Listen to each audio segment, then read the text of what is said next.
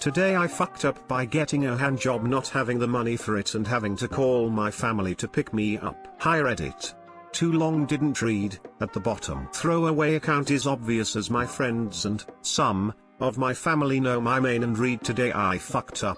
This happened 2 years ago when I was living in Vietnam and was in my final year of high school, and I got reminded about it when my friend suggested I get a massage for my current joint pain. 2 years ago when I was in my final year of high school, I was a part of the school's volleyball team. I played as a libero and I often had aches in my knees and pats of my back. Pads could only do so much for me. Anyway, one day the aches were worse than normal and one of my friends suggested to me that, "Asian guy, why don't you go get a massage?" And I thought to myself, that's a damn fine idea. So the weekend rolls around and I head to the hair salon that I've been going to for the past 5 years now to get my hair cut. It's a very nice place actually. One of the more expensive places to go in the district I lived in, and I know for a fact they had massages there, as on the menu of things you could get full body massage was an option. Hair wash, waxing, massages, etc. And I trusted this place, as like mentioned earlier I had been going there for 5 years and was good friends with the owner. My mum was friends with him from when they were younger, so I met him when I was pretty young as well. Now, I roll around to the massage place on my motorbike, and when I enter, I get the same greeting that I've been getting 5 years in a row now, that "Asian guy, welcome back." Like I said hi to the owner, but when he asked me if I was getting my hair cut today, I shook my head and told him I wanted a massage instead. He showed me the list of kinds I could get and I chose full body because I was tired, stressed from exams and sore from volleyball. The massage told me it costed 1 million Vietnam dong, about 45-50ish USD at the time, and I thought that was a reasonable price, as in Saigon at the time I knew there were massage places where you could go for about 300,000 VND, $15 US.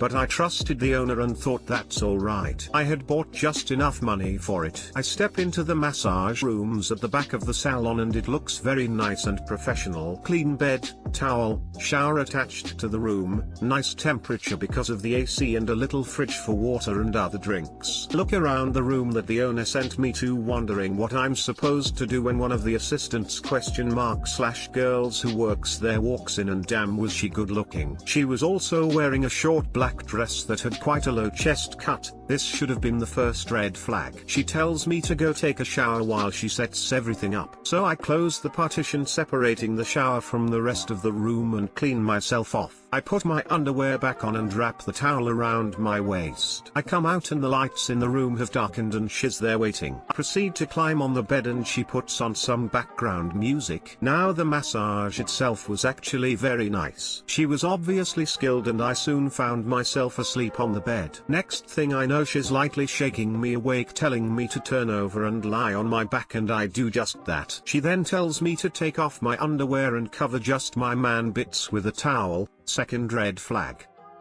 Me being the naive person I am, I only knew about sex from my friends and porn online. Parents were both Catholic and never gave me the talk or anything similar, so I comply. I am laying there feeling a bit exposed now and a bit nervous, but I ignore my instincts and just say it's all part of the massage. There I am, laid out on the massage bed, naked except for a tiny little towel. She continues the massage and it's still feeling really good. However, when she moves up my leg, her hand lightly brushes against my no-no zone. Third red flag.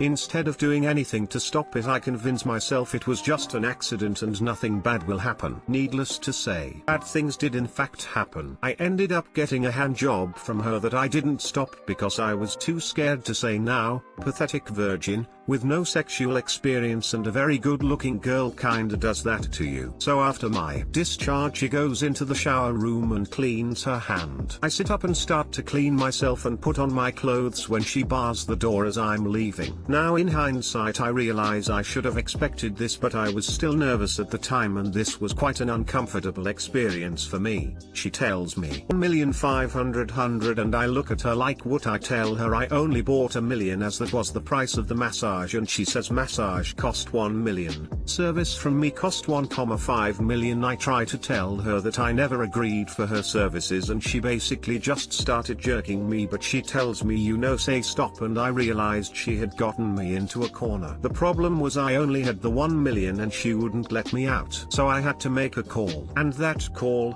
was to my dad. Now I was nervous when I picked up the phone. I almost started crying as I feared he would be really disappointed, and I hated when he was disappointed with me. I was scared my mum would polish the wooden flooring with my ass if she found out. Finally, this was my favorite hair salon and I liked the owner a lot, and this would probably fuck over my chances of ever getting a haircut here again. So she's standing there with her arms crossed, block the door, and I'm talking to dad on the phone. These were almost the exact words. "Hey dad, I'm in a bit of trouble right now." "Yay, that Asian? What's wrong?" "Well, I went to get a massage at this place and it kind of went a bit off the rails." I hear no response from the other side of the line for about 10 seconds before dad goes, "You had sex, didn't you?" I instantly do a 180 and I'm like, "No, it was just stuff with her hands." I hear him sigh and he says, "So what's the problem?" "Well, I don't have enough money." I hear him mutter Jesus Christ before he tells me he's coming to pick me up. So 10 minutes later he turns up at the front of the hair salon, prostitute plaza place, and I tell him she's demanding 1.5 million. Instead of getting into an argument with the girl or the owner, dad just takes out some money, pays for the service and the actual massage price, and we walk out the store. The drive home is awkward and I don't make eye contact at all on the way into the house. Dad stops me as I am entering the front door and he gives me this look and says, "No, we have to tell your mother, right?" My world shatters. 5 minutes later I tell my mum what happened, and instead of being mad at me she just stares at me and then starts laughing, and my dad joins in. I'm looking really confused now. After they are done laughing they tell me they are disappointed but that these things happen and they are sorry they didn't warn me more about this stuff when I was a bit younger. Dad tells me to learn from the experience and that if I want a good massage just tell him and he will give me money so I can go to a proper place where I won't get fondled. As I'm walking out the room blushing in embarrassment, my dad tells me he will never let me live this down, and I fear at my wedding when he's an old fart he'll stand up and go, "Hey, remember the time that Asian accidentally got himself a hand job?" And I'll shit myself when he does. Too long didn't read, was naive, got a hand job from a worker, didn't have the cash, dad picked me up and laughed at me about it. Edit, grandma. Cool parents. Yay, I'm glad that they weren't more angry with me. It was weird because generally if I ever mentioned sex or anything related they would get quite defensive about talking to me about it. As someone who has gotten a ton of massages in Asia, the simple rule is, if the woman walks in wearing a tracksuit the massage is going to be fantastic. If she walks in wearing skin-tight jeans and fuck me high heels, it's going to be a terrible massage. So you didn't have enough dong for your hand job.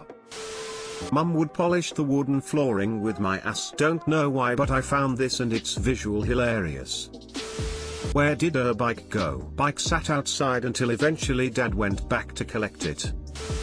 Today I fucked up by pranking my wife and forgetting about it. My wife calls me into the bedroom begging for my help because something is wrong with her phone. I think it's haunted or cursed or something. She's really upset because she just sent some inappropriate texts to her parents. In that moment, I remembered that I pranked my wife on April Fools by making autocorrect do the following adjustments. There, or, your, 2. Lol, is Chris Hemsworth single yet? Haha. Oh my god, Chris Hemsworth is fucking hot. Among others that were equally inappropriate and quasi-racist, nothing terrible mind you, but my wife is Filipino so she could get away with it even though she would be incredibly embarrassed. Then I forgot about it. She had been sending people messages for months and getting really frustrated when she would reread her messages. She was constantly using the wrong form of those words, and for my wife who is a grammar Nazi she was feeling incredibly embarrassed. And she sent her parents a message about our kids with a little note at the end about how hot Chris Hemsworth is. Her dad replied, "What? What do you mean?" That was the final straw which prompted her to ask for my help. something she only ever does when she's at her wit's end. She would rather pay someone else to teach her or help her than to get advice from me. Laughed so hard it made the toddler run away crying. My wife thought I was making fun of her and she started to get super angry. After I explained the prank, she tried to smother me with a pillow. If I die tonight, hell, you know who is responsible. Too long didn't read. Pranked my wife. Sought her correct settings for April Fools. Completely forgot about it because my wife is an independent woman who doesn't let me know when she's mildly annoyed by inconveniences. For months she's been making a fool of herself to her friends and family and never suspected I was the cause. Is Chris Hemsworth single yet? Oh my god, Chris Hemsworth is fucking hot. I did this to a co-worker once. I changed several things he typically said in texts to autocorrect to "I want to lick your shitter like an apple fritter," and then waited and waited and waited. Finally, about a month later, he sends out a group text to the entire office wanting to know who had fucked with his phone. It had ended up in an email he sent to a random person off Craigslist when he was trying to buy something. This is so much better than when my kid set my computer to correct and to fart. Much more complete and subtle of a prank. Hats off to you, sir. Much more complete fart subtle of a prank. This reminds me when I pranked my husband. He has multiple playlists in his Google Play library to play for certain events during his day. For example, he has a playlist for when he's driving to work, running, weight room, etc. One day I decided to add a bunch of Taylor Swift songs to his running and weight room playlists. Both playlists have close to 100 songs in them and he always plays it in shuffle mode. I had forgotten about it for months until one day at home he randomly asks me if I added those songs to his list. At first I didn't know what he was talking about and he started walking away really confused. Finally it hit me and I busted out laughing. I mean, I was cackling loudly. I told him I had forgotten all about since I added it so long ago. And I couldn't stop laughing for days because all I could imagine was in between the Wu-Tang Forever songs and his cadenced running tracks would be a random Taylor Swift song. Don't get me wrong, I love me some Tay-Tay, but my 200-pound muscle-head husband had a hard time at the gym for a while. This ranks up there with the prank I pulled on a friend at one point. He constantly came to my place because I had internet and he liked to play Diablo 2. I decided it was time to prank him and have a little fun with it. The game icon was always on the desktop, so I deleted it. In its place I made a shortcut to shut down X and then renamed the shortcut to Diablo 2 and changed the icon. It was set up so that it would wait a few seconds then restart the computer. Eventually he came over and tried to play the game.